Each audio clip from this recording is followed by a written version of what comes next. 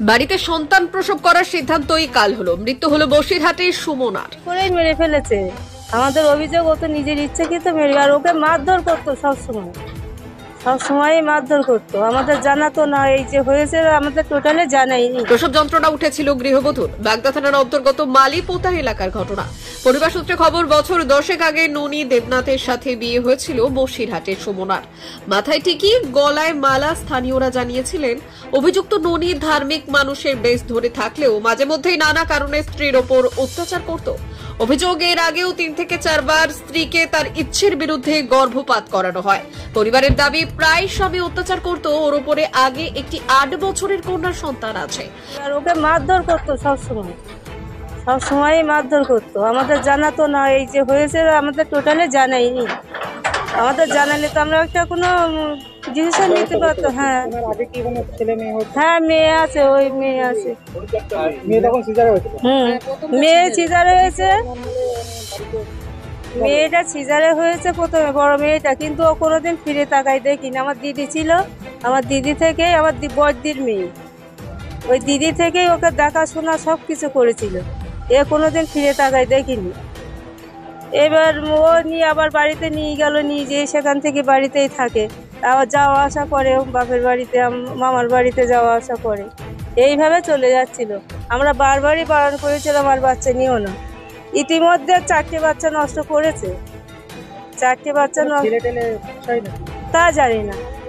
এই যে একটা বৈষ্ণব মানুষ, এর এই মেসেজগুলো হয় কি করে?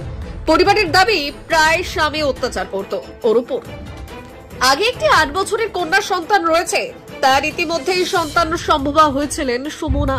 শুক্রবার রাতেই প্রসব যন্ত্রণা ওঠে, আর হাসপাতালে না গিয়ে বাড়িতেই প্রসব করান স্বামী। অবস্থার অবনতি হলে বাগদা হাসপাতালে ভর্তি করলে সেখানে অবস্থার অবনতি হলে নিয়ে আসা হয় বনগাঁ হাসপাতালে।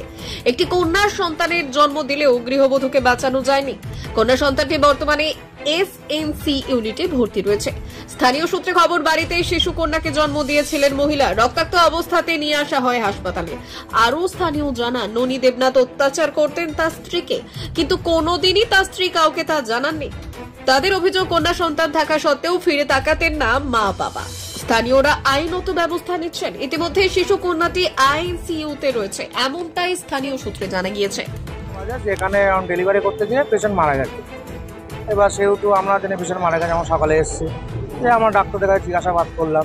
তো ডাক্তার কেন এখনকার যে মানে স্টাফ আছে বা পেশেন্ট বাড়ি যারা আছে তারাই বলছে, যখন নিয়ে এসে পেশেন্টের অবস্থা খুবই খারাপ।